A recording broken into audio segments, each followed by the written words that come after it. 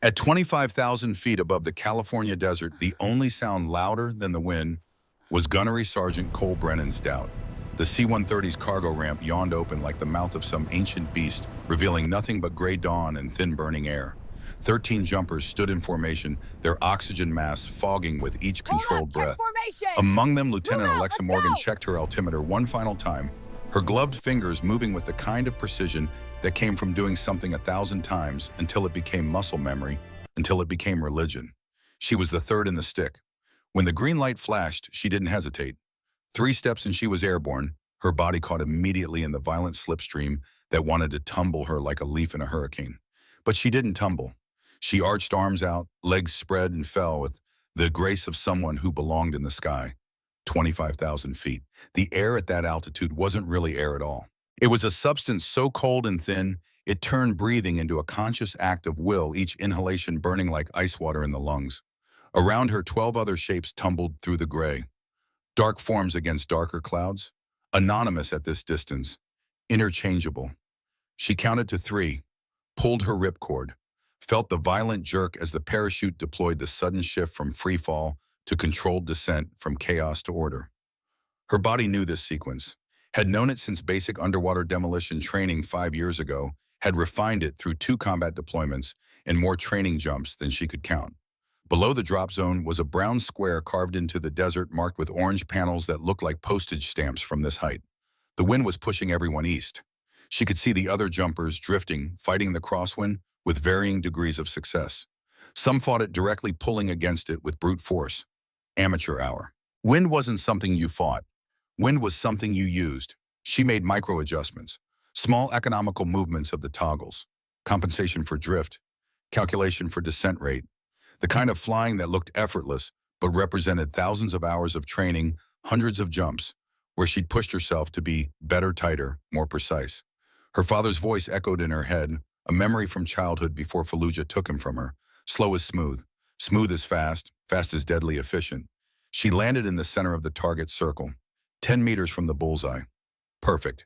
The impact rolled through her legs, her body absorbing the landing with bent knees and a forward momentum that she converted into 3 controlled steps.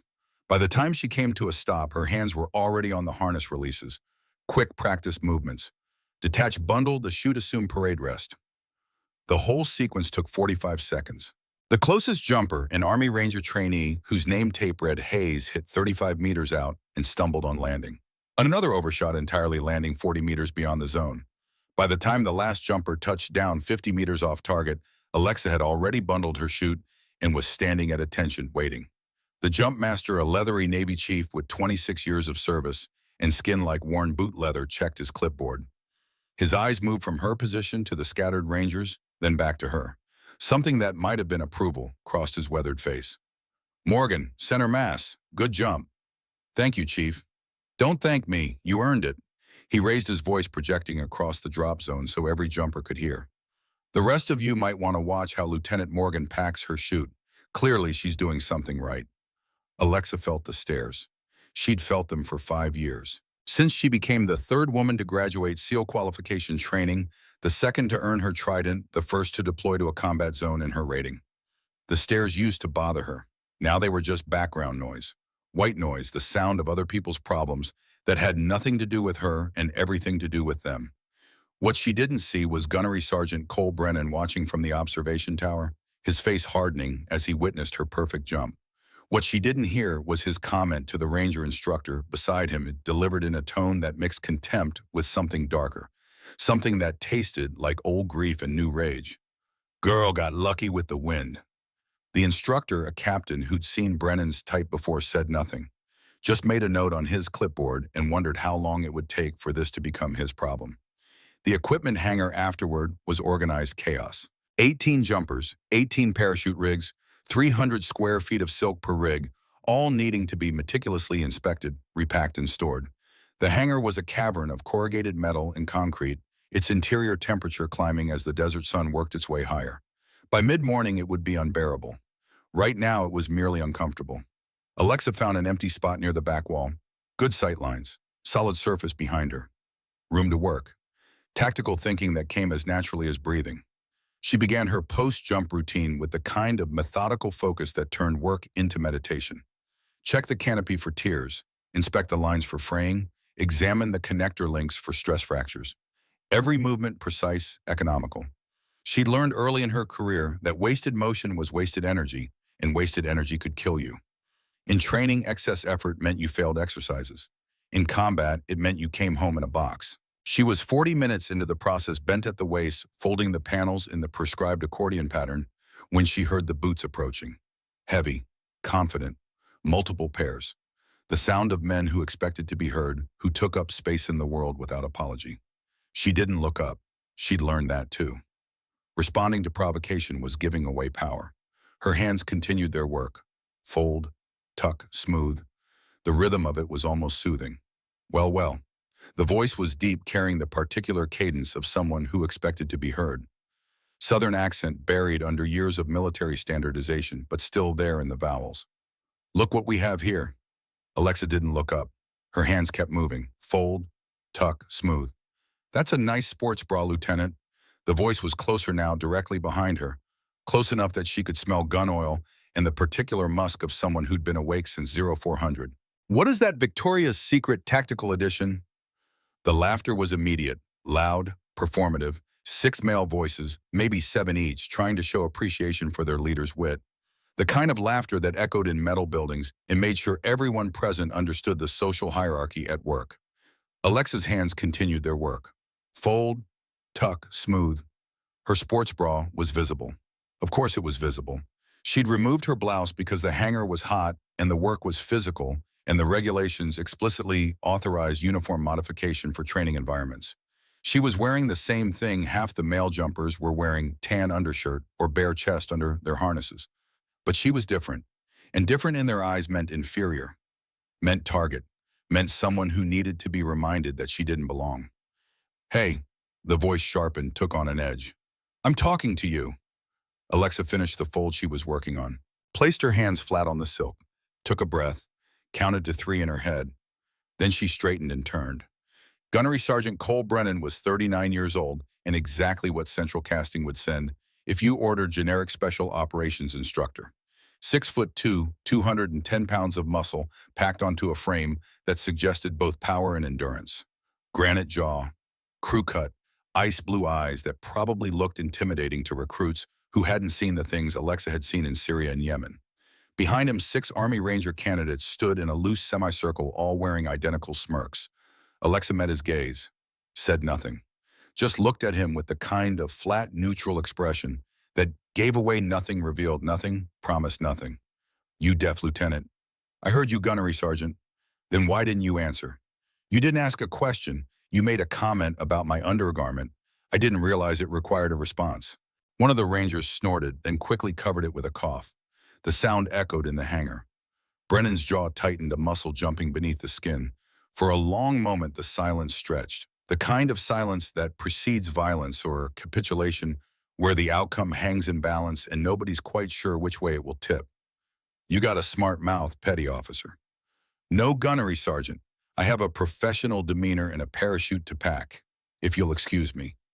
She turned back to her work, deliberately, slowly, showing him her back with the kind of calculated disrespect that was technically within regulations but clearly communicated her opinion of him and his commentary. She heard Brennan's breath catch, the small sound of a man unused to being dismissed, especially by someone he considered beneath him in every way that mattered to his worldview. For a long moment, nothing. Just the sound of other jumpers working, the distant thrum of aircraft engines, the whisper of nylon against concrete. Then boots on concrete, walking away. Low male laughter, a comment she couldn't quite hear, followed by more laughter. The sound of men who thought they'd won something, who didn't realize they'd just lost the first skirmish in a war they didn't know they were fighting. Alexa's hands didn't shake. Her breathing didn't change. But something had begun. She could feel it the way animals feel earthquakes before they happen, a vibration in the ground, too subtle for instruments, but unmistakable to instinct. This wasn't over. This was just beginning. The memory came unbidden that night as Alexa lay in her rack staring at the ceiling of the female officers' barracks. Not the hangar, not Brennan. Further back, deeper. Helmand Province, Afghanistan, November 2011. A Marine patrol taking fire from a compound, the air thick with dust and cordite, and the particular smell of fear that no amount of training could eliminate. Cole Brennan, then a staff sergeant, screaming into his radio for medevac while his younger brother Marcus bled out from an IED blast that had turned their Humvee into a coffin. Alexa hadn't been there, but she'd read the after-action report. Everyone in the special operations community had read it. The Brennan brothers were legend. Cole, the older one, already on his second Silver Star. Marcus, the younger, following in his footsteps, eager to prove himself worthy of the family legacy. The IED had nothing to do with gender integration. It had been buried in a road that pure chance had led them down. Bad luck, wrong place, wrong time. The kind of random violence that defined modern warfare and made a mockery of anyone who thought they could control the chaos. But Cole Brennan had needed someone to blame.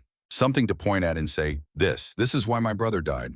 And he'd found it in the policy changes that had begun integrating women into combat roles.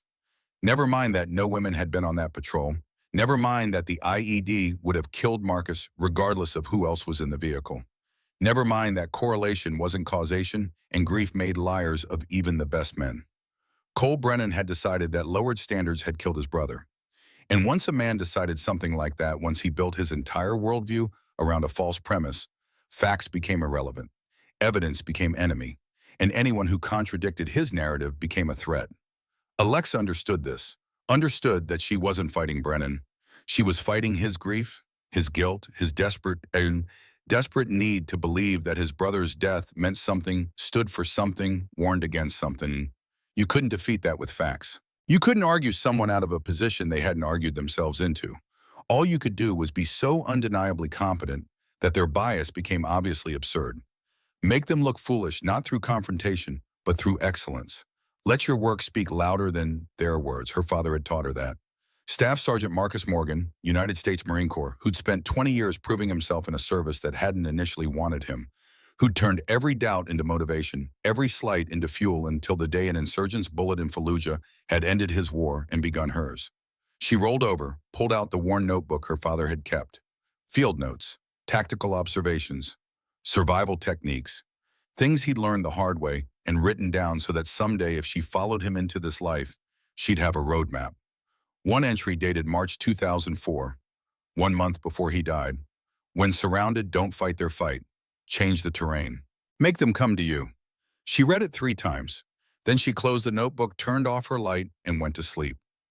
Tomorrow would bring new challenges, new opportunities, new chances to prove that competence had no gender and excellence knew no quotas.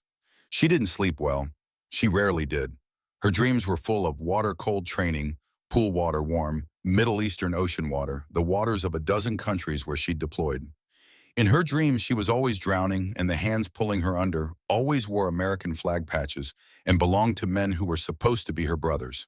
The harassment escalated over the next 3 days with the precision of a military campaign. Brennan was too smart to be crude, too experienced to cross obvious lines. But he knew how to make someone feel unwelcome without ever saying anything that could be documented in a formal complaint. Day 1, morning PT. A 6-mile run around the base perimeter, the sun just beginning to heat the desert air, turning the run into an endurance test that separated the prepared from the pretenders. Alexa ran at her normal pace, 7-minute miles, sustainable, efficient. The kind of pace that got the job done without showing off. Halfway through mile 3, Brennan's Rangers fell in beside her. Not with her. Beside her. Close enough that she could hear every word, but far enough that anyone watching would think they were just running the same route. Think she actually passed the same standards. Ranger Hayes loud enough to carry. No way. They lowered the bar. Had to. Another voice. Younger. Caldwell, maybe. Private First Class Wyatt Caldwell. 19 years old and still stupid enough to think parroting his sergeant's opinions made him wise. I heard they gave her extra time on the underwater knot tying. Affirmative action, SEAL. That's a first. Alexa increased her pace, not dramatically. Just a slight uptick. From 7-minute miles to 6:45. Enough to make them work if they wanted to keep up with their commentary. They matched her. Their longer legs made it easy even as her lungs began to burn and her heart rate climbed into the red zone. This was the game. They'd stay with her no matter how fast she went, using their physical advantages to prove the point they wanted to make, that she didn't belong, couldn't compete, was only here because someone had changed the rules to let her in. She increased the pace again. 630 miles. The burn in her legs became fire. Her breathing grew ragged, but she didn't slow down. Couldn't slow down. Because slowing down meant conceding their point, admitting weakness, giving them exactly what they wanted. She finished the 6 miles in 39 minutes. Well under the required time. The Rangers finished 10 seconds behind her, their faces red and streaming, sweat chests heaving. As they walked through the cool down, one of them, Hayes, the one who'd landed 35 meters off target on the halo jump, jogged up beside her. Hey, no hard feelings, right? Just guy talk. You know how it is. Alexa stopped walking, turned to look at him, really look at him. He was 26 according to his file. Combat medic background, 3 deployments. Should have known better. No, Sergeant. I don't know how it is. Explain it to me. Hayes' smile faltered. His eyes shifted, looking for backup that wasn't coming. The other Rangers had suddenly found other places to be. It's just, we were just blowing off steam. Training's hard, you know. Is it? Alexa's voice was flat, empty of inflection. I hadn't noticed. She walked away, leaving him standing there in the desert sun, probably trying to figure out if he'd just been insulted or dismissed, or both. Day 2 brought the shower incident. The female facilities were clearly marked. A laminated sign on the door reading, "Female personnel only" in 2-inch letters. The kind of sign that couldn't be missed, couldn't be misunderstood, left no room for plausible deniability. Alexa was alone finishing a post-workout shower when she heard the door open. Footsteps. Heavy. Male. The distinctive sound of combat boots on tile. She grabbed her towel, wrapped it around herself, and stepped out of the stall. Brennan was standing in the doorway, making no move to leave. His gaze traveled slowly from her feet to her face, taking inventory, making sure she understood that her privacy meant nothing to him, that the rules didn't protect her, that he could violate her space whenever he wanted, and there was nothing she could do about it. Gunnery Sergeant, this is the female facility. You need to leave. Didn't see the sign, these old eyes, you know. He smiled, but there was nothing friendly in it, nothing human, just calculation and contempt. Might want to lock the door if you want privacy. The door doesn't lock. That's not an invitation to enter. Didn't say it was Lieutenant, just making a safety observation. You never know who might walk in. Could be embarrassing. He let that hang in the air for a 3 count, long enough to make sure she understood the threat implicit in his presence. Then he slowly backed out his stare, never leaving hers. Alexa stood there, water dripping from her hair, rage building in her chest like a pressure wave. She wanted to scream. She wanted to follow him out and file a formal complaint that would bury him in paperwork and investigations. She wanted to put her fist through the tile wall. Instead, she finished drying off, got dressed, pulled out her phone and photographed the broken lock mechanism. Documentation, evidence. The kind of patient, methodical evidence gathering that would matter if this ever went to an official complaint. Then she went to find Master Chief Sullivan. Sullivan was in the armory inspecting weapons with the kind of focus that came from decades of service and the understanding that equipment failures killed people. He was 62 years old, built like a fire hydrant, with skin weathered by sun and salt, and the particular aging that came from a lifetime of hard living. He'd been Alexa's instructor during her 2nd phase of SEAL training. He'd also been the only instructor who'd never once mentioned her gender. Not as a positive, not as a negative. She was just another trainee who either met the standard or didn't. Chief, I need advice. Sullivan looked up from the M4 he was field stripping. His eyes took her in, read her body language, understood immediately that something was wrong. Brennan, it wasn't a question. How did you know? Special Operations is a small community. Information travels faster than radio waves. He set down the bolt carrier group he'd been inspecting. What did he do? She told him. The sports bra comment, the PT harassment, the shower incident. Brennan's Rangers creating a hostile environment through carefully calculated words that never quite crossed the line into something actionable. Sullivan listened without interrupting. When she finished, he was quiet for a long moment. Then he picked up his cleaning rod and went back to work on the rifle. You could file a formal complaint. You'd be within your rights. The investigation would take 6 months, maybe 8. During those 6 months, you'd be under a microscope. Every mistake, every subpar performance, every moment of human weakness would be documented and used to suggest that you filed the complaint to cover for your own inadequacies.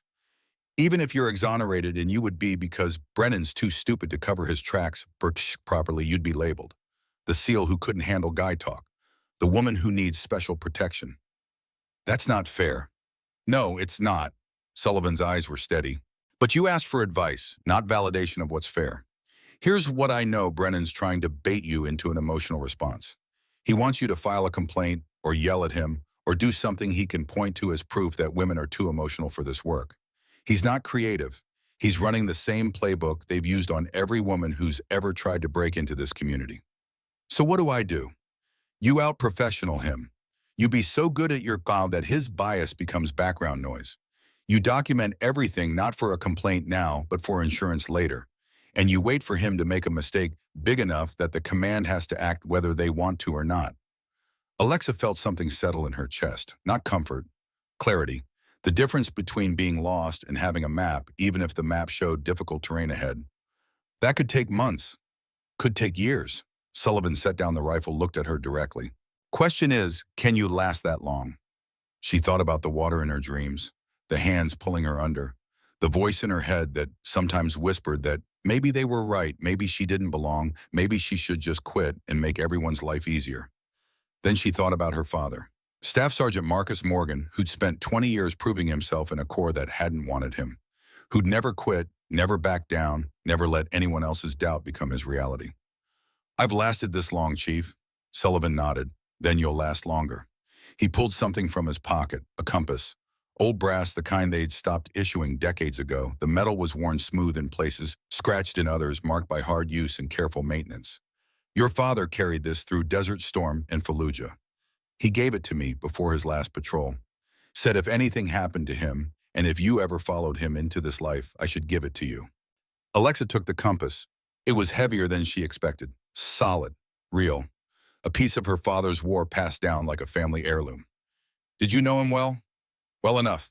Sullivan's expression softened slightly. We served together in Desert Storm. Kuwait 91. I was 27. Your father was 24. Green as grass, but smart as hell. Our vehicle took fire, got disabled. I was pinned. Your father provided covering fire, then dragged me 300 meters to safety, under Iraqi artillery. Saved my life. He paused, looking at something in the distance that only he could see. He made me promise that day. Said if anything ever happened to him, and if you followed him into the military, I'd look out for you. But he also made me promise I wouldn't coddle you. Said you'd need to earn your place just like he did, and anyone who gave you special treatment would be doing you a disservice. Alexa's eyes were burning. She blinked hard, forced the tears back. Not here. Not now. Not in front of anyone. He also kept field notes, tactics, survival skills, things he learned the hard way. Your mother has them. You should ask for them. Sullivan stood up. Out professional Brennan Lieutenant. Be so undeniably good that he can't deny it. That's what your father would do. Day 3 brought the mess hall incident. Dining facilities were ecosystems with unwritten rules about who sat where, who ate with whom, which tables were reserved by tradition for which units. The mess hall at the Naval Special Warfare Training Center was no exception. Alexa collected her food, grilled chicken, brown rice, steamed vegetables, black coffee, and headed for her usual table in the back corner. Good sight lines, solid wall, away from the main traffic flow. The same tactical thinking that governed her choice of workspace in the hangar. She was 3 bites into her meal when the volume in the room dropped noticeably. She looked up. Brennan and his 6 Rangers had entered. They moved as a pack, loud and aggressive, their presence designed to dominate the space. They loaded their trays with industrial quantities of food. These were men who took pride in consuming massive amounts of protein and found a table dead center in the room. Brennan sat facing her direction. Coincidence was unlikely. For 10 minutes, she ate in peace. Then the stage whisper started. The Lady Seal.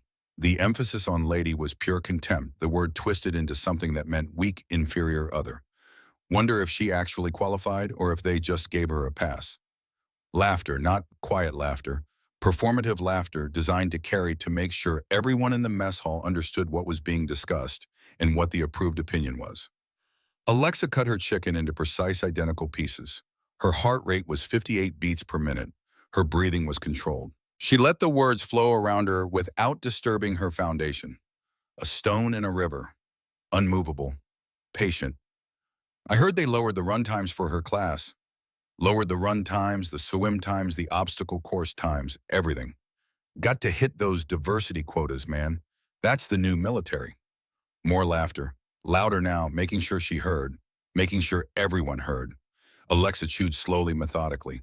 The chicken was overcooked, but she barely tasted bread. All her focus was on maintaining control, on not giving them what they wanted, on being professional when they were being anything but. Hey, Brennan, didn't you say you could outswim any seal?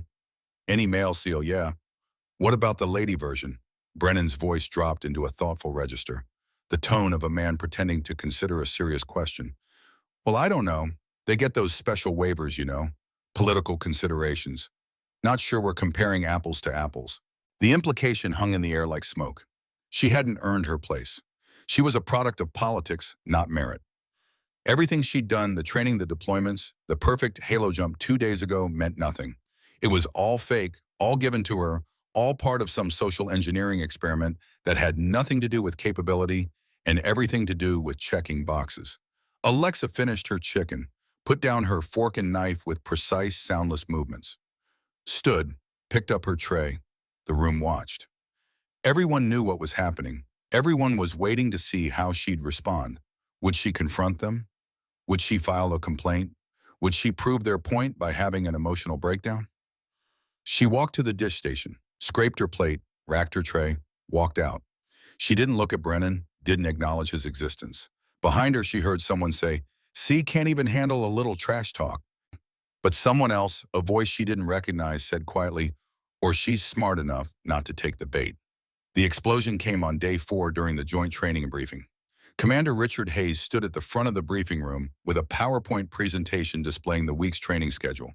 40 operators sat in folding chairs. SEALs, Rangers, Marine Force, Recon, Air Force, Pararescue. Joint training was designed to build interoperability between special operations units to make sure that when the shooting started, everyone could work together regardless of which flag they wore on their shoulder. All right, listen up. Hayes was 46, a Gulf War veteran, with the lean build of someone who'd stayed in fighting shape long after it was required. This week's focus is close quarters battle. We'll be running scenarios in the shoot house, multiple floors, multiple rooms, hostage rescue simulations. You'll be working in mixed teams. The goal is to learn each other's tactical procedures and communication protocols. He clicked to the next slide. Team assignments appeared on the screen. Team 1, Master Chief, Sullivan Staff Sergeant Brennan, Lieutenant Morgan. Brennan's voice cut through the briefing like a chainsaw. "Commander, request permission to speak, sir." Hayes frowned. This wasn't protocol. You didn't interrupt a briefing unless lives were at stake. "Go ahead, Gunnery Sergeant." Brennan stood. All eyes in the room turned to him. He looked at Hayes, then at Alexa, then back to Hayes. "Sir, with all due respect, I don't think this is an optimal team composition." "Explain." "My Rangers train extensively in CQB. We have established procedures, established communication protocols. Introducing an unknown variable." He paused, letting his cold stare flick toward Alexa for just a fraction of a second. "Could compromise the exercise." The room went very quiet. Everyone understood what unknown variable meant. Everyone understood what was really being discussed here. This wasn't about tactics or procedures. This was about Brennan making his prejudice official, putting it on record, forcing the command to either endorse his view or publicly reject it. Hayes' frown deepened. "Lieutenant Morgan is a fully qualified SEAL with 2 combat deployments. I'm not sure how she qualifies as an unknown variable." "I'm not questioning her qualifications on paper, sir." Brennan's voice carried across the room. "I'm questioning her team cohesion experience. My understanding is that she's primarily worked in intelligence support roles during her deployments, not direct action." It was a lie, a bold, easily disprovable lie. Alexa had been a door kicker on both her deployments, first through the door on more than a dozen compound raids. Her performance reviews specifically cited her proficiency in close quarters combat. But Brennan was gambling that Hayes didn't have her full service record memorized. He was wrong. Actually, Gunnery Sergeant Lieutenant Morgan was primary breacher on her last deployment. Her performance reviews specifically cite her proficiency in close quarters combat. I have those reviews here if you'd like me to read them aloud. Brennan's face reddened slightly, but he didn't back down. Couldn't back down. He'd made this public, made this official, and now he had to see it through or lose face in front of every operator in the room. "That won't be necessary, sir, but I maintain my concern about team cohesion. These exercises are dangerous even in controlled conditions. Adding someone my team hasn't worked with before increases risk." Hayes sat down his briefing notes. When he spoke, his voice was cold enough to frost glass. "Let me be clear, Gunnery Sergeant. This is a joint training program. The entire point is to work with people you haven't worked with before. If you're unwilling or unable to adapt to working with other special operations personnel, regardless of their service branch or, he paused meaningfully, any other characteristic, then perhaps you should reconsider your participation in this program. It was a verbal slap delivered with surgical precision. Brennan's jaw clenched so hard Alexa could see the muscle jump beneath his skin. For a long moment he stood there, face red, hands curled into fists at his sides. Then understood, sir. No further concerns. Good. As I was saying, Team 1 will run the first scenario at 0900 tomorrow. Team 2. But Alexa wasn't listening anymore. She was watching Brennan, watching the rage build behind those pale eyes like a thunderstorm gathering strength. He'd just been publicly corrected in front of his men. His bias had been called out in front of 40 operators. He'd been publicly humiliated. And men like Brennan didn't forgive humiliation. After the briefing, Master Chief Sullivan caught up with Alexa in the hallway. That was bad. Hayes shut him down. That's good, isn't it? In the short term, yes. Long term, Sullivan shook his head. You just became personal for Brennan. Before you were an abstract enemy, women in Spec Ops, political correctness, the changing military. Now you're the specific person who got him called out in front of his Rangers. That's worse. What do you think he'll do? I don't know, but watch your six tomorrow. Men with wounded egos make bad decisions. That night, Alexa lay in her rack and stared at the ceiling. She pulled out her father's compass, held it in her hand, felt the weight of it. Solid, real, a connection to him across the years and the miles and the unbridgeable distance that death created. She thought about Sullivan's warning, thought about Brennan's rage, thought about the shoot house exercise tomorrow where she'd be working with a man who'd just been publicly humiliated because of her, who blamed her for a system he thought killed his brother, who now had every reason to want her gone. In her dreams that night, she drowned again. But this time when she looked up through the water at the hands holding her under, she saw Brennan's face. Pale eyes, granite jaw, rage and grief twisted into something that wore the uniform, but had forgotten what the uniform meant. She woke at 0400 covered in sweat, got up, put on her PT gear, went for a run in the dark desert air. 10 miles instead of 6, running until her legs burned and her lungs screamed, and the fear was drowned in endorphin and exhaustion. She got back to her quarters at 0600, showered, put on her uniform, checked her weapons, loaded her magazines, made sure everything was in order, everything was squared away, everything was perfect. At 8:30, she stood in the equipment room and stared at her reflection in a mirror. Auburn hair pulled back in a tight bun, green eyes that showed nothing. The face her father had given her, wearing the expression he'd taught her, calm, professional, unshakable. She touched the compass in her pocket, her father's compass. Master Chief Sullivan had given it to her with a promise to look after her, a reminder that she carried a legacy, a connection to warriors who'd fought the same battles she was fighting now. She thought about the sports bra comment, the harassment, the stage whispers, the public confrontation. All of it designed to make her quit, to make her fail, to prove Brennan's point that she didn't belong. She looked at herself in the mirror and made a promise. Not to her father, not to Sullivan, to herself. They could mock her, they could harass her, they could make her life hell in 1,000 small ways, but they couldn't make her quit. They couldn't make her less than she was. They couldn't take away what she'd earned. She was a Navy SEAL. She'd earned that trident the same way every man who wore it had earned it, through blood and sweat, and refusing to quit when every cell in her body was screaming for her to stop. Her gender didn't change that. Their opinion didn't change that. Nothing changed that except her own decision to let it go, and she wasn't letting go. At 900, she walked into the shoot house. Brennan was already there, surrounded by his Rangers. They stopped talking when she approached. 6 pairs of eyes tracked her movement, hostile, unwelcoming, making it clear she was outnumbered, outmuscled, and very much alone. Master Chief Sullivan arrived 30 seconds later. He didn't say anything, just took position beside her. A statement without words. You're not alone. I've got your 6. Whatever happens, you're not facing it alone. The Observer, a training cadre instructor with clipboard and tactical radio, gathered them together. Scenario brief: multiple hostiles have taken over a residential building. Unknown number of non-combatants inside. Your mission is to clear the structure, neutralize all hostile targets, and secure any civilians. You'll be judged on speed, accuracy, communication, and team coordination. Questions? Brennan raised his hand. Rules of engagement, sir. Standard ROE, positive identification before engagement. No shots on non-combatants. Simunition rounds only, they'll hurt if you get hit, but they won't kill you. Targets are both static and interactive. Some will be role players, some will be pop-up silhouettes. Treat everything as real.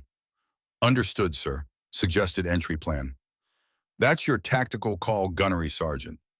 Brennan turned to his team, looked at Alexa. Something moved behind his expression. Calculation, decision. The moment where a man chooses what kind of warrior he's going to be. I'll take point with my Rangers. Morgan, you provide rear security. It was the tactical equivalent of benching her, putting her in the least important position, making sure she couldn't contribute, setting her up to be irrelevant. Sullivan opened his mouth to object, but Commander Hayes' voice crackled over the radio. Negative, Gunnery Sergeant. Morgan runs point. You have tactical command overall, but she leads entry. That's an order. Brennan's hands curled into fists, then slowly released. Roger, sir. He looked at Alexa. The rage was there. The contempt was there. But underneath it, something else. Something that looked almost like anticipation. Like a man who'd just been given exactly what he wanted. And Alexa realized with cold certainty that this was it. This was the moment Sullivan had warned her about. Brennan wasn't going to harass her anymore. He was going to destroy her. Here. Today. In the shoot house. She met those pale eyes, didn't flinch, didn't look away. 5 minutes to plan, the observer said. Then you're live. The planning session was a masterclass in passive-aggressive undermining. Brennan spread the building schematic on a table in the staging area. 3 floors, 40 rooms, multiple entry points. It was a maze designed to test even the best operators. All right, listen up. Brennan's voice carried command authority. Standard diamond formation. I'll call targets, you execute. Simple, clean, by the numbers. Alexa studied the schematic, saw immediately that the ground floor had 2 blind corners that would be death traps in a real engagement. Saw that the second floor stairwell created a fatal funnel if they approached from the primary entry point. Shouldn't we establish hand signals? She asked. Radio comms might be compromised inside. Brennan didn't look at her. My Rangers know hand signals. I'm sure they do, but we should establish which signals we're using. Different units sometimes use different protocols for the same. We don't have time for a linguistic seminar, Lieutenant. Now he looked at her. Stay close, do what I say, we'll be fine. One of the Rangers, Sergeant First Class Garrett Hayes, the combat medic, spoke up. Sarge, she's got a point. We should at least... Did I ask for your input, Sergeant? No, Sarge. Then shut it. Brennan folded up the schematic. We're doing it my way. You got a problem with that, take it up with Commander Hayes. Alexa looked at him. No problem, Gunnery Sergeant. Your show. They stacked on the door. Alexa was first point position. Brennan directly behind her, the 6 Rangers behind him. She could feel Brennan's hand on her shoulder. It wasn't a supportive touch. It was possessive, controlling. His fingers dug in slightly, not enough to hurt, but enough to remind her who was in charge. On your go, Brennan said in her ear. His breath was hot against her neck. Alexa took 3 deep breaths, felt her heart rate slow, wrapped her hand around the door handle. Her other hand gripped her rifle, a SIG M17 loaded with simunition rounds. Execute. She yanked the door open and flowed through in one smooth motion. Her weapon came up to high, ready, her eyes scanning with systematic precision. Clear left, clear right, stairwell ahead, door to the right closed. Right door, she called softly. Closed. But Brennan was already pushing past her, shouldering her aside like she was furniture. I've got it. Cover left. He kicked the door open, no finesse, just brute force, and bowled through. His Rangers followed, cutting her out of the action. She was left in the hallway covering an empty stairwell, excluded from the team dynamic. She heard simunition rounds firing, heard Brennan shouting commands, heard someone yell, civilian down, civilian down. Then silence. The team emerged. Brennan's face was flushed. The observer shook his head, consulting his tablet. Negative, Gunnery Sergeant. You shot the civilian. The hostile was 3 feet to the left. Non-combatant casualty on your permanent record. Brennan's flush deepened. That's bullshit. I had a clear shot. Data doesn't lie, Gunnery Sergeant. Move on. They cleared 3 more rooms. Each time, Brennan shouldered Alexa aside, rushed through with overwhelming aggression. It was fast. It was loud. It was sloppy. The kind of tactics that worked in Hollywood movies but got people killed in real operations. By the time they reached the 3rd floor, they'd accumulated 2 more civilian casualties and missed 3 hostile targets entirely. The Rangers were frustrated, confused by Brennan's departure from standard procedures. They reached the final room, the scenario's primary objective, high-value target plus hostages. Brennan stacked his team on the door. Flashbang entry, fast and hard. Morgan, you stay in the hall. That's not proper procedure for, did I ask for your input? No, but then shut up. He turned to his rangers. On three. 1, 2. The door exploded inward. Flashbang detonated with a crack that made Alexa's ears ring. The rangers poured through. She heard simunition rounds, heard shouting, then ceasefire, ceasefire. The training observer's voice was sharp, angry. All hostages, KIA. High-value target escaped. Mission failure. Alexa closed her eyes. She'd known. She'd seen it coming.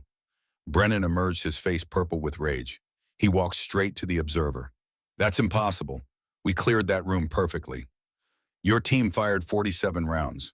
17 hit hostages. 8 hit walls. 6 hit each other friendly fire. Only 16 hit actual hostile targets, and you missed the HVT entirely. This wasn't clearing a room gunnery, Sergeant. This was a massacre. The observer looked at his tablet. I'm marking this as a failed exercise. You'll need to complete remedial training before you're cleared for live operations. This is bullshit. Brennan's voice echoed off concrete walls. My team knows what we're doing. The scenario was rigged. The scenario was standard. Your execution was substandard. The observer's voice was flat, professional, merciless. Debrief in 30 minutes. He walked away. Brennan stood there shaking with rage. His rangers looked at the floor, the walls, anywhere but at their sergeant. For a long moment, nobody moved. Then Brennan slowly turned to look at Alexa. You. The word was quiet, dangerous. This is your fault. I wasn't even in the room, gunnery sergeant. Exactly. You were supposed to be running point. Instead, you hung back, left us without proper coverage. His voice was rising now. You sabotaged this exercise. I followed your orders. You told me to stay in the hall. I told you to cover left. You were supposed to enter when we called for backup. You never called for backup, because I assumed you'd have the tactical sense to enter when needed. He stepped closer, invading her space. But I guess that's expecting too much from someone who got their trident through political pressure instead of actual competence. The room went silent. Every ranger froze. Master Chief Sullivan, who'd been observing from a corner, straightened. Even the observer halfway down the hall stopped walking. Alexa looked up at Brennan. He was 8 inches taller, 80 pounds heavier. But this wasn't a physical confrontation. This was something else. Gunnery Sergeant, she said quietly, if you have concerns about my performance, you should address them through proper channels. Making unfounded accusations about how I earned my qualifications is not only unprofessional, it's potentially actionable under Article 117 of the Uniform Code of Military Justice. She paused. Let that sink in. Are you threatening me? I'm reminding you of military protocol, sir. His hand shot out and grabbed her tactical vest, yanked her forward, hard enough that she stumbled, hard enough that her rifle strap cut into her shoulder, hard enough that there was no mistaking it for anything other than what it was. Physical aggression assault, a line crossed. Listen to me, you little... Staff Sergeant Brennan. Commander Hayes' voice cracked like a whip. He was standing in the doorway, face carved from ice. Release Lieutenant Morgan, immediately. Brennan's hand opened. Alexa stepped back, her expression unchanged. Professional, calm. My office, Hayes said. Now. He looked at Alexa. You too, Lieutenant. Hayes' office was small, sparse. He sat behind the desk, made Brennan and Alexa stand. I have the debrief from the observer. Hayes tapped a tablet on his desk. Gunnery Sergeant Brennan, your team's performance was unacceptable. Multiple civilian casualties. Missed targets, poor communication, complete lack of tactical discipline. Care to explain? Brennan's jaw was clenched. Sir, my team was undermined by inadequate support from stop. Hayes held up a hand. I watched the entire exercise from the observation room. I saw you repeatedly override your assigned point operator. I saw you rush through rooms without proper clearing procedures. I saw you ignore standard protocols in favor of aggressive, undisciplined entry tactics. None of that was Lieutenant Morgan's fault. All of it was yours. Sir, I was adapting to the limitations of my team composition. You were showboating. Hayes leaned forward. You were trying to prove a point that you and your Rangers could do this without help from a SEAL, specifically a female SEAL. And in doing so, you got virtual hostages killed and failed the mission. He stood up, came around the desk, looked Brennan directly in the eye from 6 inches away. Here's what's going to happen. You're going to apologize to Lieutenant Morgan for your unprofessional conduct. You're going to complete remedial CQB training. And you're going to reevaluate whether you have the temperament for joint operations. Because right now, from where I'm sitting, you're a liability. Brennan's face had gone from purple to white. Sir, this is your career hanging by a thread, gunnery sergeant. Your choice how this ends. For a long, terrible moment, Brennan said nothing. His pale eyes fixed on Hayes, then shifted to Alexa. The look in them wasn't contrition. It was pure, distilled hatred. He turned to Alexa. The words came out like they were being pulled from him with pliers. I apologize for my conduct, Lieutenant Morgan. The words were right. The tone was acid. Alexa nodded once. Apology accepted, gunnery sergeant. You're both dismissed, Hayes said. Brennan, report to training cadre for your remediation schedule. They walked out together. At the exit, Brennan stopped, turned to face her. They were alone now. No observers, no commanders. This isn't over, he said quietly. Not even close. When it's personal, I don't lose. And when you fail, when you break, everyone will see that I was right all along. He walked away. Alexa stood alone in the hallway, her hands shaking slightly. She made them into fists, then slowly released them, took a deep breath. Master Chief Sullivan found her 30 seconds later. He took one look at her face and pulled her into an empty equipment room. You okay? He's going to escalate. It wasn't a question. Somewhere command can't see. Sullivan nodded. The announcement comes tomorrow. 5-day SEER training. Survival, evasion, resistance, escape. Mojave Desert. 7-person teams. And I'd bet my pension Brennan's team gets assigned with exactly one SEAL element. Me. You. Sullivan looked at her carefully. 5 days in the Mojave. 7-to-1 odds. Him in command. Those are bad numbers, Alexa. Real bad. So what do? You survive. You document everything. You don't give him ammunition.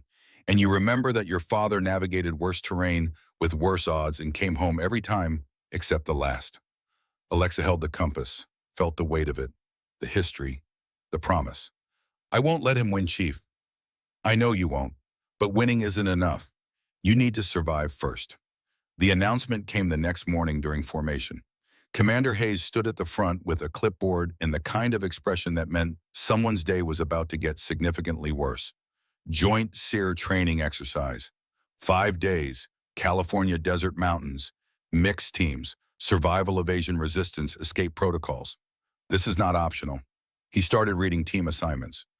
Random combinations of SEALs, Rangers, Marines. Team 7, Staff Sergeant Brennan, Team Leader. Rangers, Hayes Thompson, Williams Cooper, Rodriguez Caldwell. SEAL element, Lieutenant Morgan. Alexa felt her stomach drop. 7 Rangers, 1 SEAL, Brennan in command. The worst possible configuration. After dismissal, Brennan gathered his team in the corner. Alexa watched them huddle, saw Brennan's hands moving as he talked, saw the Rangers nodding. When they broke apart, every single one looked at her with identical expressions of cold assessment. She walked over. When's the planning session, gunnery sergeant? Already done it. Without me, you weren't available. I was 30 feet away. Brennan smiled. Must have missed you. Anyway, planning's complete. We brief out at 0500 tomorrow. Don't be late. What about gear coordination, communications protocols, emergency procedures? All handled. Just show up with your ruck and your attitude. He turned to his Rangers. Let's move out. They left her standing there. Private Caldwell, the youngest, 19 years old with red hair and freckles, glanced back once. His expression might have been apologetic. Either way, he kept walking. The briefing at 0500 was a masterclass in exclusion. Brennan had maps, gear lists, contingency plans, all prepared without her input. When she asked questions, he cut her off. By the end of 30 minutes, the message was crystal clear. She was cargo, not crew. One more thing, Brennan said. I'm issuing gear from our stock. Rangers use Ranger equipment, standard issue. I have my own gear, properly maintained. And you'll use what I give you. Team cohesion means standardized equipment. He handed her items, rucksack, radio, GPS unit. Alexa took them without comment. But the moment she was alone, she inspected them carefully. The rucksack had a torn shoulder strap hastily duct-taped. The radio was an older model. The GPS unit had a cracked screen. She turned it on. The display flickered, showed her position jumping erratically. She photographed everything with her phone. Documentation. Then she repacked the ruck with paracord reinforcement and tested the radio. It worked. Barely. She'd have to rely on map and compass. Good thing she had her father's compass. Good thing she'd spent the last 3 nights studying his field notes. The desert at dawn was a study in extremes. They loaded into trucks at 600, drove 3 hours into the mountains, were dumped at a rally point that looked like Mars. Red dirt, scrub brush, endless sky. All right, listen up. Brennan gathered his team. We've got a 5-day window to complete a 40-mile navigation course, evade a hunter force, and extract at the designated point. Water resupply at mile markers 15 and 30. No external support. Questions? Alexa raised her hand. What's the pace plan? Fast. They started moving at 0700. Brennan set a blistering pace 4 miles per hour over rough terrain with 60-pound rucks. It was designed to break her. He was wrong. Alexa had grown up running. By hour 2, Brennan's face was red and streaming sweat. Alexa looked like she was taking a morning jog. Water break. Brennan gasped the words. The Rangers collapsed, chests heaving. Alexa sat on her ruck, sipped water with careful discipline. They'd covered 8 miles. Brennan had intended to push her to exhaustion. Instead, he was pushing his own team to the breaking point while she remained fresh. By the time they made camp at mile 20, Brennan was furious, and the Rangers, particularly Hayes and young Caldwell, were looking at Alexa with something that might have been respect. She was digging her sleeping position when Hayes approached. Hey, Morgan, that was impressive today. I run a lot. Yeah, but with the 60-pound ruck in this heat, he shook his head. That's next level. He lowered his voice. Look, I just want you to know some of this stuff Brennan's doing, not all of us agree with it. Alexa looked at him carefully. But you're following his orders anyway. He's my team leader. That doesn't make him right. Hayes shifted uncomfortably. I know, but what am I supposed to do? Refuse orders. You could stand up for what's right instead of what's easy. He flinched, opened his mouth, closed it, finally just walked away. Day 2 brought the trap. Brennan gathered the team at first light, pulled out a map, marked a route in red ink. New plan, we're splitting into 2 elements. My group takes the main route to Checkpoint Bravo. Morgan, you'll do a solo scout of the Eastern Ridge. Confirm there's no hunter force in that sector, then rejoin us at Checkpoint Bravo. He handed her a map with the route marked. Alexa studied it. The route was indirect, adding at least 3 miles. The terrain was rougher, and Checkpoint Bravo's coordinates didn't match the master plan. This doesn't align with our primary route, she said. That's why it's called reconnaissance. The grid coordinates for Checkpoint Bravo are exactly where I marked them. You have a problem with that, Lieutenant. Every instinct screamed that something was wrong, but if she refused, she'd be insubordinate. No problem, Gunnery Sergeant. When do you want me at Checkpoint Bravo? 1400 hours, don't be late. He smiled. Hate to leave you behind. She took the map, shouldered her ruck, and headed east. The moment she was out of sight, she stopped and really studied it. The coordinates were wrong. Not slightly wrong, completely wrong.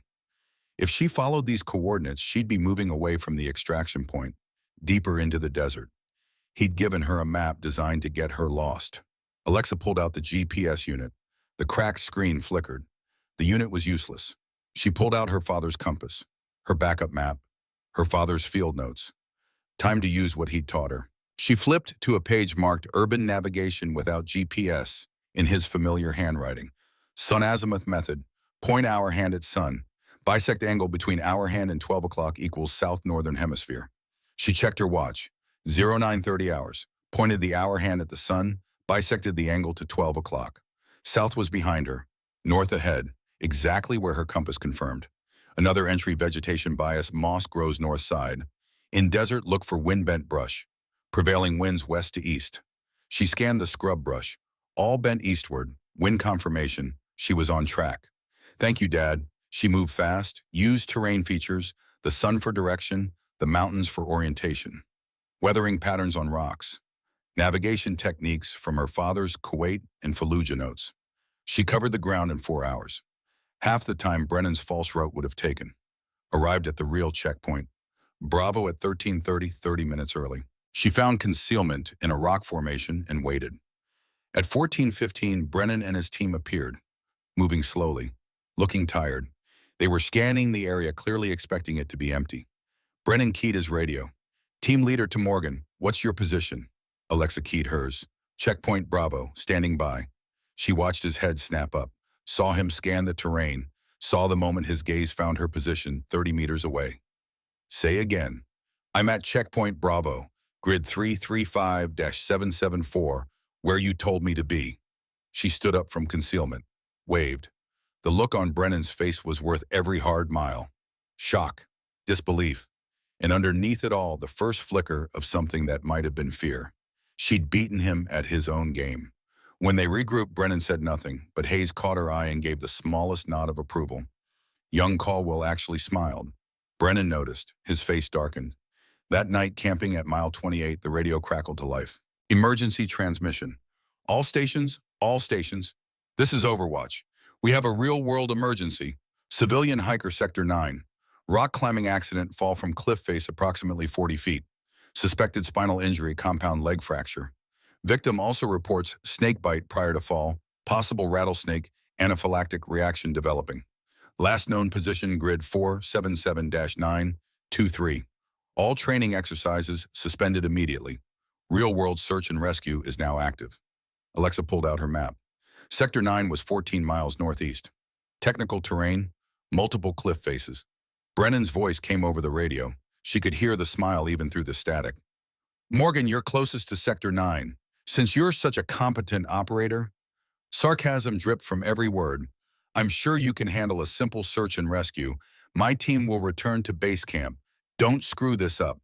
Alexa looked at the Rangers surrounding her. They were looking back, waiting. Their expressions had changed. The mockery was gone. She keyed her radio.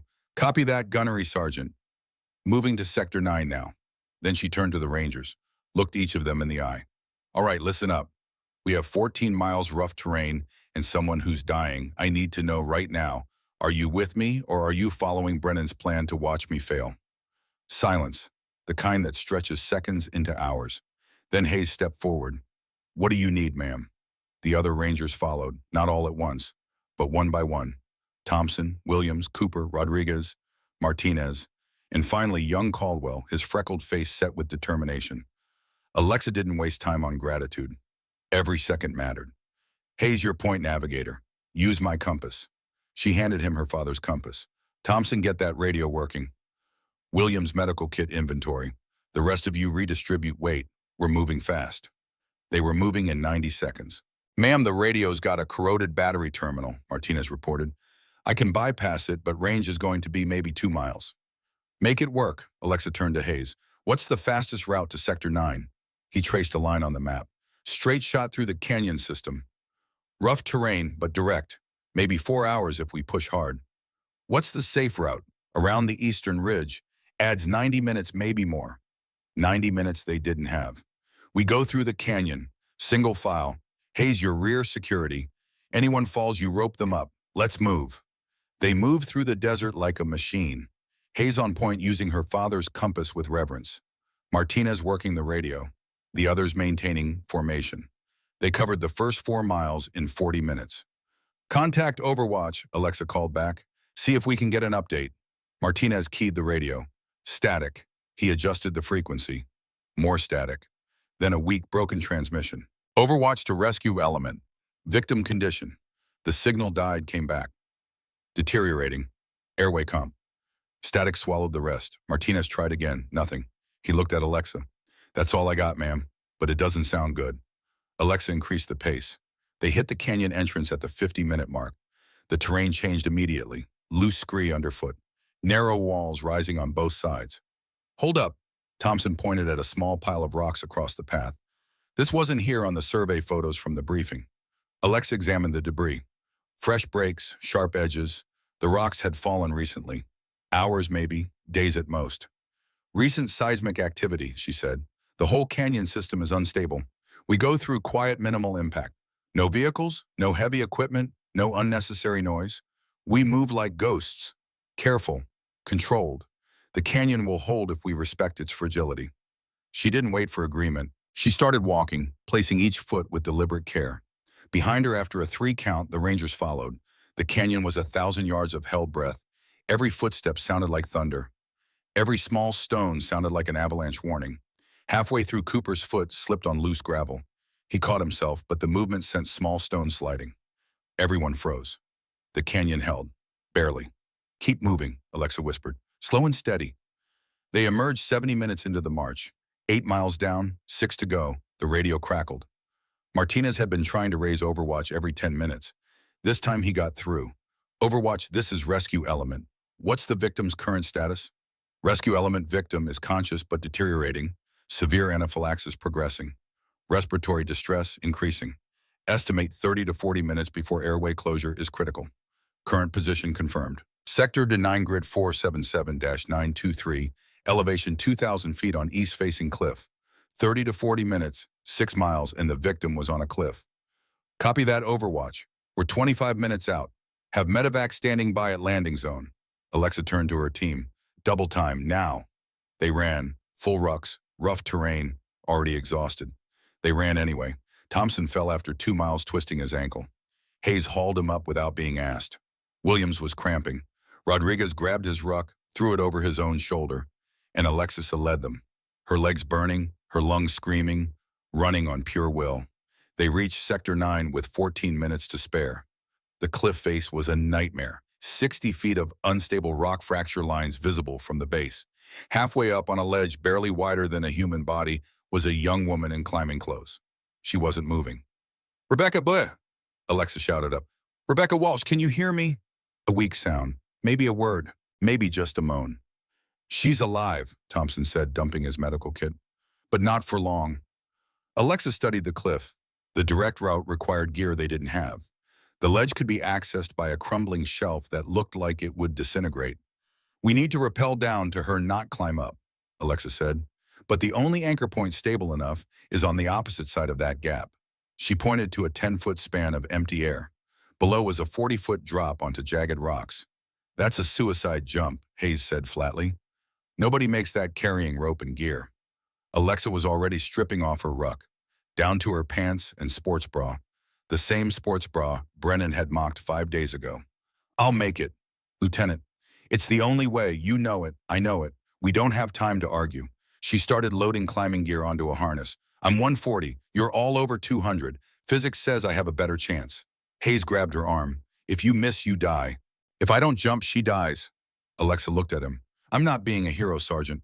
I'm being tactical. She didn't give them time to argue. She walked back to get a running start, checked her harness, tested the gear, made sure everything was secure.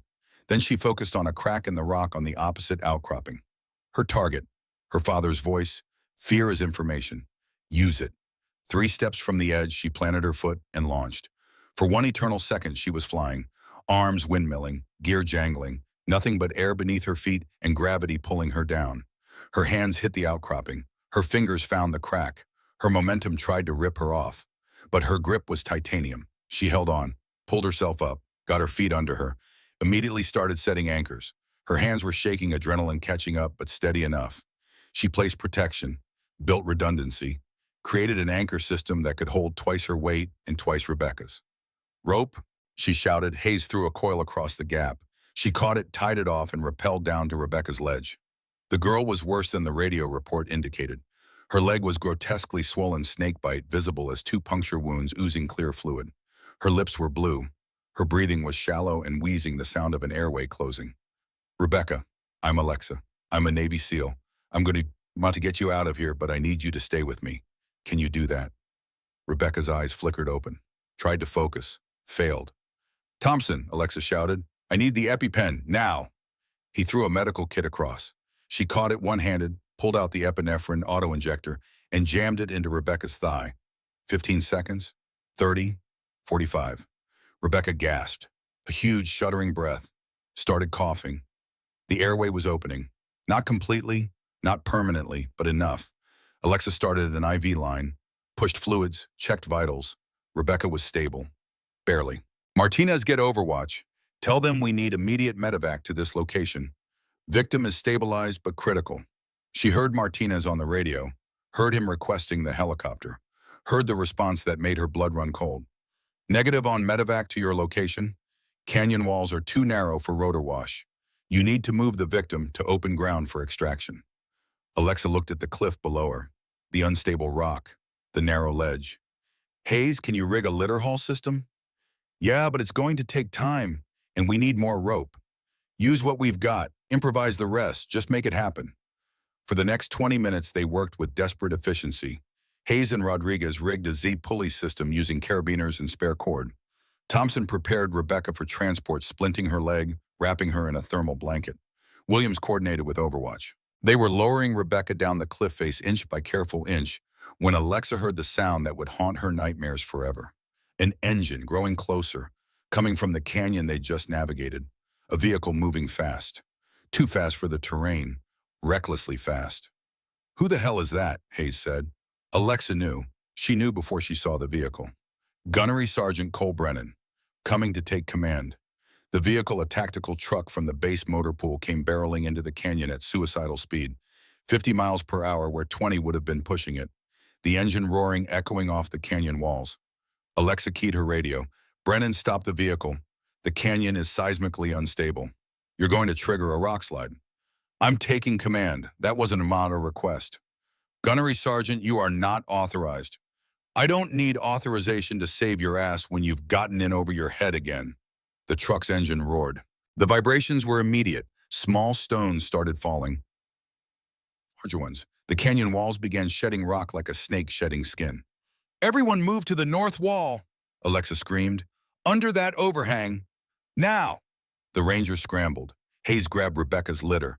Rodriguez grabbed the trailing rope. They ran for the only cover, a rock overhang jutting from the canyon wall. Alexa was last, making sure everyone was clear. She saw it happening in slow motion.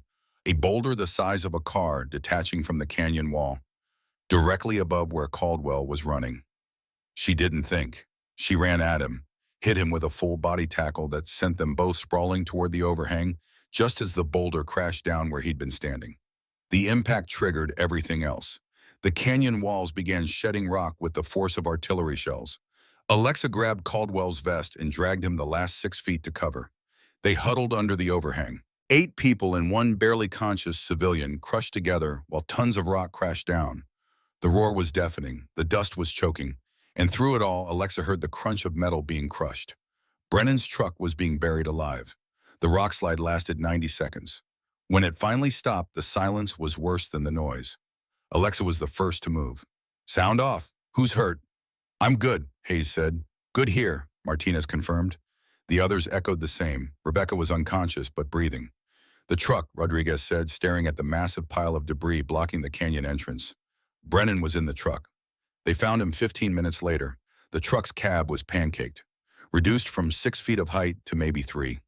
Brennan was pinned inside his left leg, trapped under the collapsed dash, his right leg bent at an angle that made Alexa's stomach turn. He was conscious. Barely. His face was the color of old paper. "Don't touch me," he gasped when Alexa reached through the broken window. "I don't need your help.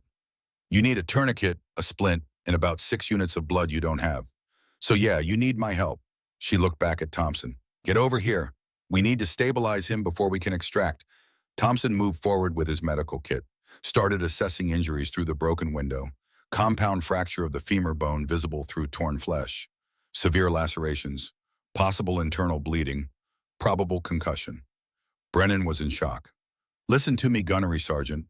Alexa's voice was calm, professional. "I'm going to stabilize your leg. It's going to hurt. A lot. But if we don't do it, you'll bleed out before medevac arrives. Do you understand?" Brennan tried to push her away, but his hand was weak. "I hate you," he whispered. "I know." Setting a broken femur in field conditions was brutality disguised as medicine. The bone had to be realigned. Brennan screamed a sound that was barely human and then passed out. Better that way. Thompson helped her splint the leg. Martinez rigged a tourniquet. Hayes coordinated with Overwatch. "Overwatch says heavy equipment can't reach us for 6 to 8 hours, Hayes reported. "Rebecca won't last that long. Neither will Brennan." Alexa looked at the wall of rock blocking their exit, looked at the cliff face she'd jumped across, looked at her team exhausted and covered in dust, but still standing. "There's another way out," she said quietly. "That chimney formation, 200 yards north. It's a vertical exit to the mesa above. From there, helicopter extraction is possible." "That's a 60-foot technical climb through a crack barely wider than a body," Rodriguez said. "With 2 casualties who can't climb. How do we send someone up first, establish a top rope anchor, then haul them up using a pulley system. Who's climbing it? Hayes asked, then stopped. Looked at her. Understood. You're climbing it. It's a class 5.8 minimum. Free solo, one mistake, and I'm dead. Alexa was already walking toward the chimney. I've climbed worse. I can do this, but I need you to trust me. Hayes looked at the cliff, looked at her, looked at Rebecca and Brennan. If you fall, I won't fall, but if I do, you get Rebecca and Brennan out anyway. That's an order. She didn't wait for permission. She started climbing. The chimney was a crack in the raw rock that required a technique climbers called the worm. Wedge your back against one wall, your feet against the other, an inch upward, using counter pressure and friction. It was exhausting. It was terrifying. At 30 feet, her legs started shaking. At 40 feet, her back was screaming. At 50 feet, she hit an overhang that required her to free climb using finger-width cracks. Below her, the Rangers watched in absolute silence. She found a handhold. Tested it. It held. Found another. Her fingers were bleeding now, torn on the sharp rock. She didn't care. She pulled herself up. Found the next crack. Kept climbing. At 60 feet, she crested the top of the mesa and collapsed on solid ground. Her chest heaving, her hands shaking so badly she could barely tie the anchor knots. But she tied them anyway. Set a bomber anchor multiple points, fully equalized redundant backups. Then she shouted down. Anchor set, send up the rope. They hauled Rebecca up first, wrapped in the litter moving slowly. Then Brennan unconscious and groaning. Then the Rangers, one by one, each of them staring at Alexa when they crested the top with expressions she'd never seen before. Respect. Unqualified. Absolute respect. But there was one more thing. Hayes approached holding his satellite radio. Ma'am, Brennan's been on an open channel this whole time. Before he passed out, he said something. I recorded it. He played the audio. Brennan's voice weak and broken. Command, this is Brennan. I need to confess something. I falsified Lieutenant Morgan's navigation route. I gave her faulty equipment. I intended to make her fail. I sabotaged a fellow operator because grief over my brother clouded my judgment. I watched her risk her life for a stranger. For me. Sir, I was wrong about everything. I request formal investigation. The recording ended. Hayes stared at Alexa. He confessed, on open comms. Everyone heard it. Command, the other teams, everyone. Caldwell stepped forward. Lieutenant, why didn't you report the sabotage earlier? My father taught me you can't force respect, but you can make it impossible to deny you. Gunnery Sergeant Brennan had to see for himself that I earned my place. If I'd filed complaints, he'd blame politics. This way, he faced the truth on his own. She pulled out her father's compass. This got him through Fallujah and Kuwait. It got me through this. Hayes nodded slowly. Give people enough rope. They'll either climb out or hang themselves. Exactly. The medevac helicopter arrived 20 minutes later, landing on the flat mesa with its rotors kicking up dust storms. The medics loaded Rebecca and Brennan started advanced treatment and lifted off. Alexa sat on a rock watching the helicopter disappear and finally let herself shake. Let the adrenaline crash hit her. Let her body acknowledge what her mind had been suppressing. Hayes sat down beside her. Didn't say anything for a long moment. You saved his life, he finally said. The man who's been trying to destroy you for 5 days. You could have left him. Nobody would have questioned it. That's not who I am. I know. Hayes looked at his hands. That's why I'm sorry. For what? For not standing up sooner, for letting him get away with it, for being a coward when you needed someone to have your back. He met her eyes. You're twice the operator he'll ever be. And I should have said that 5 days ago. Before Alexa could respond, her radio crackled. Commander Hayes' voice clear and sharp. Lieutenant Morgan, this is Commander Hayes. I've been monitoring the emergency communications. Every word Brennan said on the radio today has been recorded. Every order he ignored. Every reckless decision he made. We have it all. Alexa keyed her radio. Understood, sir. His career is over. Do you understand what I'm telling you? Yes, sir. Good. Now get your team back to base. We'll debrief when you arrive. And Morgan. Sir, outstanding work. The radio went silent. Alexa sat there looking at the desert spreading out before her and felt something shift in her chest. Not victory, not relief. Just the quiet knowledge that she'd done her job perfectly under impossible conditions. She'd proven beyond any possible doubt that competence had nothing to do with gender. The helicopter ride back to base was silent except for the rotor wash. The Rangers sat against the bulkhead processing what had just happened, processing their own complicity, processing the fact that the person they'd been ordered to undermine had just saved all their lives. When they touched down at the base helipad, Commander Hayes was waiting, with 3 other officers. 2 wore JAG insignia. The third was a Navy captain with more ribbons on his chest than Alexa had seen outside of a formal ceremony. Hayes approached as Alexa climbed out. "Lieutenant Morgan, these gentlemen need to speak with you immediately." "Sir, my team needs medical evaluation." "Your team will be taken care of. This can't wait." The debriefing room was small, windowless, and cold. The JAG officers sat on one side of a metal table. Alexa sat on the other. A digital recorder sat between them, its red light blinking. "State your name and rank for the record," the senior JAG officer said. His nameplate read Morrison. "Lieutenant Alexa Morgan, United States Navy." "Lieutenant Morgan, you are not under investigation. You are not being accused of any wrongdoing. We need to be very clear about that from the start. Do you understand?" Alexa's stomach unclenched slightly. "Yes, sir." "Good. Now I need you to walk us through everything that happened over the past 5 days. Every detail, every conversation, every order given and received." Alexa talked for 2 hours. She gave them everything. The sports bra comment, the shower incident, the mess hall harassment, the CQB exercise where Brennan had grabbed her vest, the SERE training with 7-to-1 odds, the sabotaged equipment. She showed them the photos, the false navigation coordinates, the emergency call, the rock slide, the rescue where she'd climbed 60 feet to save the man who'd been trying to destroy her. Morrison took notes on a tablet. The other JAG officer, a woman named Captain Williams, listened with an expression that grew progressively darker. When Alexa finished, Morrison leaned forward. "Lieutenant Morgan, you saved Staff Sergeant Brennan's life after everything he did to you." "Why, because it was my job, sir." "That's not a complete answer." Alexa met his eyes. "Because leaving him to die would make me the person he accused me of being. Someone who doesn't belong here. Someone who can't handle the pressure. Someone who puts personal feelings above the mission." She paused. "I won't give him that satisfaction, even if he never knows it." Williams nodded slowly. "That's what I thought you'd say." Morrison pulled up something on his tablet. "Lieutenant Morgan, are you aware that all training communications are recorded and monitored?" "Yes, sir. Standard protocol."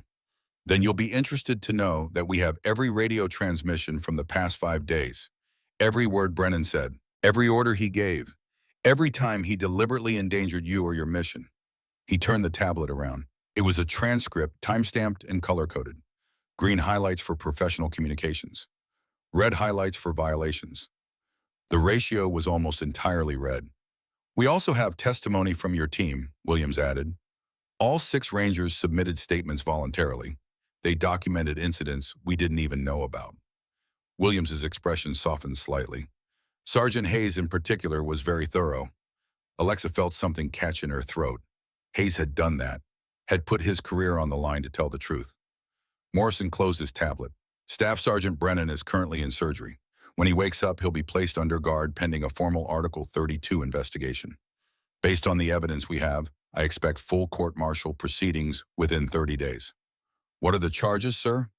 "Conduct unbecoming, disobeying direct orders, reckless endangerment, sexual harassment, falsification of official documents, creating a hostile work environment." Morrison's voice was flat, clinical. "His military career is over, Lieutenant." Alexa nodded, tried to feel something about that, but all she felt was tired. "You're dismissed, Lieutenant," Williams said. "Get some food, get some sleep. We'll need you for the formal investigation, but that won't start until Brennan is medically cleared." "One more thing, sir. What about the Rangers?" "What about them?" "They followed unlawful orders. They participated in harassment, but they also came through when it mattered."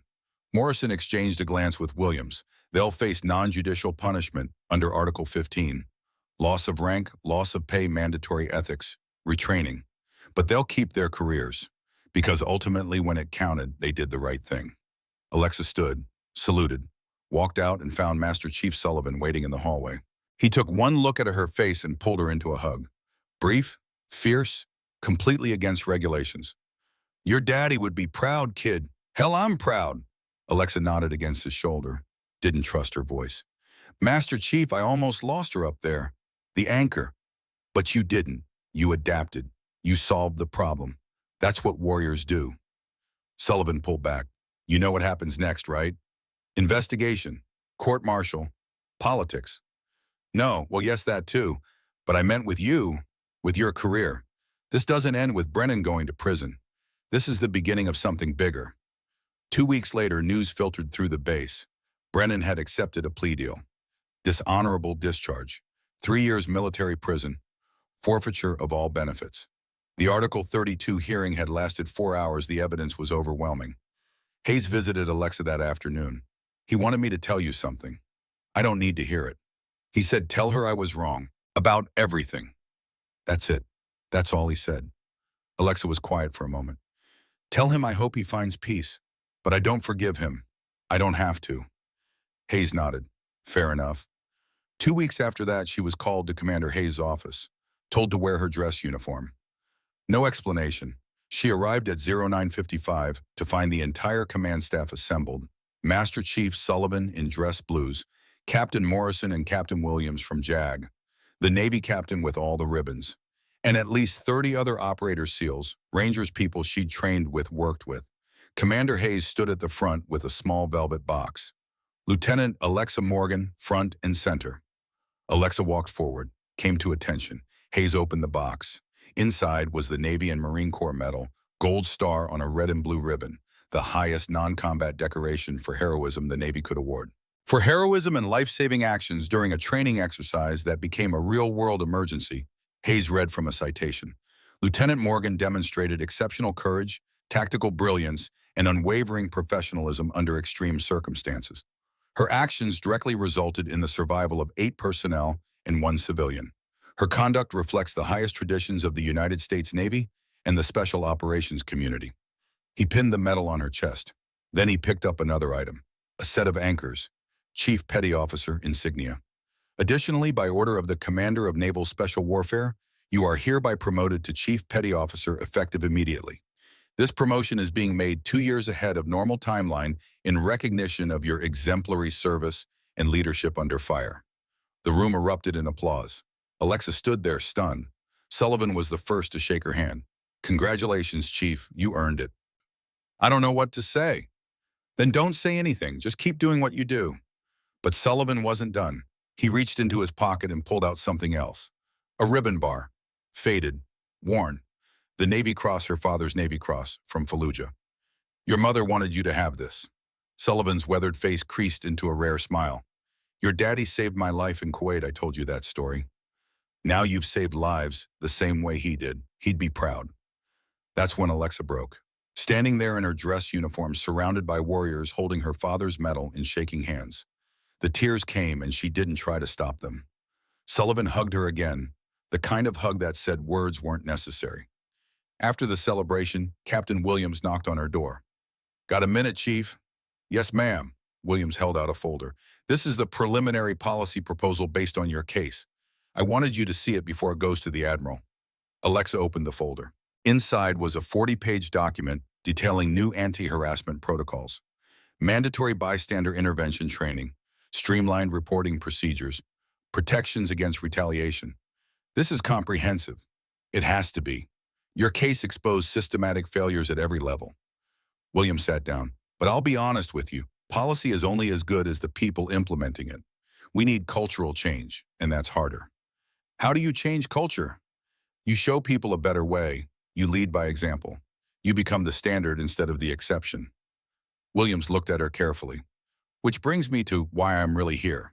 How would you feel about becoming a SEAL qualification training instructor? Alexa set down the folder. Ma'am, I'm 28. Most instructors have 15 years of experience. Most instructors haven't done what you've done. We need someone to teach the next generation how to do this right. Someone who's lived it, survived it, and came out the other side with their integrity intact. Teaching means coming off the operational tempo, trading missions for classrooms. It means making sure the next woman who walks through BBUD/S doesn't have to fight the same battles you did. That the next Brennan gets shut down before he can poison an entire team. That competence becomes the only standard that matters. Alexa thought about that, about the women who would come after her, about men like Hayes and Caldwell who needed to see that doing the right thing was possible. I'll do it. Over the following months, Alexa tracked her team's progress. Hayes completed ethics retraining, was reassigned to a new Ranger battalion, and sent her a brief message. learning to lead the right way. Thank you. Caldwell requested transfer to SEAL prep courses. He was determined to earn his trident the way she had. The others scattered to different assignments, but each carried the lesson: competence matters, integrity matters, and silence in the face of wrong is complicity. 6 months later, Chief Alexa Morgan stood before her first SEAL qualification training class. 180 candidates stared back at her. 6 of them were women. My name is Chief Petty Officer Alexa Morgan. Some of you know who I am. Most of you know my father, Staff Sergeant Marcus Morgan, Marine Corps, who died in Fallujah in 2004. Her voice carried across the grinder. Strong, clear, certain. I'm not here to make this easy. I'm here to teach you the skills that kept warriors alive before GPS, before drones, before satellites. The skills my father learned in Desert Storm and Fallujah and passed to me. She paused. Some of you are wondering if I belong here. Some are wondering if they belong here. She looked at the female candidates, then back at the full class. Here's the answer. You belong here if you can meet the standard. Not a standard, the standard. The same standard every SEAL who came before you had to meet. Over the next 12 weeks, some will quit, some will fail, some will succeed. Your gender doesn't determine which category you fall into. Your will does. A male candidate raised his hand. Chief Morgan, what if we fail? My father failed Ranger School his first attempt. He went back, passed, became one of the best small unit leaders in Marine Corps history. Failure isn't permanent unless you let it be. A female candidate, young and nervous. Chief, what if people say we didn't earn it? Alexa touched the compass on her belt, her father's compass. Then you ignore them and do the job so well they look like fools for doubting you. That's what my father taught me. That's what Master Chief Sullivan taught me. That's what I'm teaching you.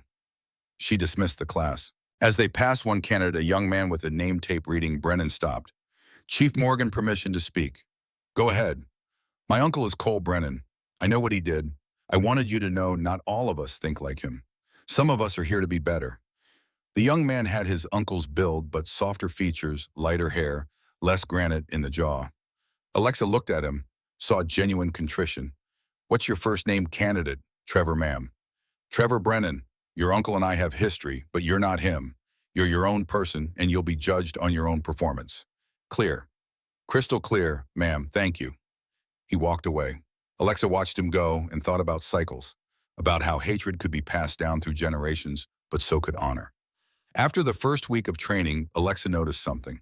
3 female candidates were wearing brightly colored sports bras during PT, electric blue, neon pink, deep purple. Not regulation, not camouflage. Bright and unapologetic. One of them caught Alexa watching. Is this okay, Chief? What's the regulation say about Pete gear? Tan or black undershirts or sports bra for females if blouse is removed during physical training. Does that sports bra violate regulations? No, Chief. Then you're good. Alexa paused. Can I ask why the bright colors? The candidate grinned. Because someone tried to use our sports bra to humiliate us. We're making it a badge of honor instead. If that's okay. Alexa felt something warm in her chest. That's more than okay. That's exactly right. The tradition spread.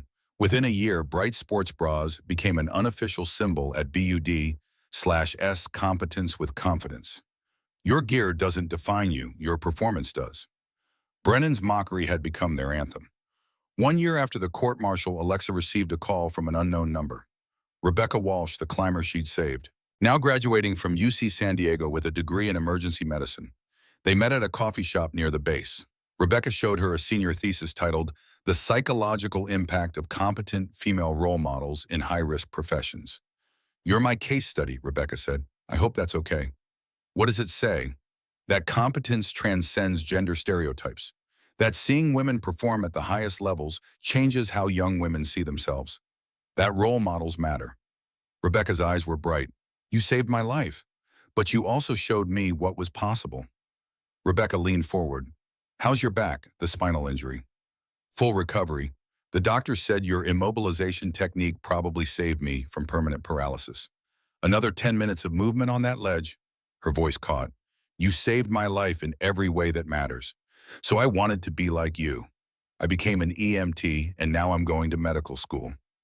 Alexa felt something shift in her chest. I'm not special, Rebecca. I just had good teachers. That's exactly what makes you special. You don't see yourself as exceptional.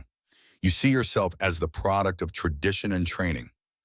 That's what my generation needs to understand, that excellence is built, not born. After Rebecca left, Alexa sat alone with her coffee and her father's compass. Thought about Staff Sergeant Marcus Morgan, about Master Chief Sullivan, about six Rangers who'd chosen courage over comfort, about a culture that was changing because people were willing to push it forward. She thought about that equipment hangar 6 months ago when Brennan had mocked her sports bra and she'd said nothing, just kept working. Now that sports bra had become something else, a symbol of professional excellence. Brennan's weapon had backfired completely. Master Chief Sullivan found her an hour later. Saw you talking with that girl you saved. Rebecca, right? Yeah, she's going to med school. Because of what happened. Because of what you did. Sullivan sat down. That's the ripple effect. You don't just save one life, you inspire others, change the trajectory of their future. They sat there in the California sun, two warriors who'd survived battles that weren't supposed to exist. Alexa pulled out her father's compass, held it up so the sun caught the brass. He would have liked this, Chief, teaching, passing on what he learned. He's proud of you. Wherever he is, he's proud. Sullivan clasped her shoulder. You did what a lot of people thought was impossible. You proved them wrong without compromising who you are. That's the hardest thing a warrior can do. It's not over. There are more Brennans out there, more fights ahead. Yeah, but now there are more Hayeses and Caldwells too. More people who've seen that competence is what matters. More allies than enemies. Sullivan smiled. Culture changes slowly, but it changes. And you're part of that change. Alexa looked at her class schedule. Tomorrow she'd teach them navigation using compass and map. The day after, survival skills her father had documented. The day after that, the mental toughness required to keep going when everything screams to quit. She'd teach them the way her father had taught her, with high standards, fair evaluation, and the understanding that the uniform didn't care about your chromosomes, only about whether you could do the job when it counted. She touched the compass on her belt, felt the worn brass, the weight of history and promise and legacy. I did good, Dad, she whispered. I kept going, just like you taught me. And somewhere in whatever place fallen warriors went, Staff Sergeant Marcus Morgan smiled. His daughter had earned her place, not because someone gave it to her, not because standards were lowered, but because she'd been undeniable. Professional, excellent. And that, more than any medal or promotion, was the highest honor a warrior could achieve.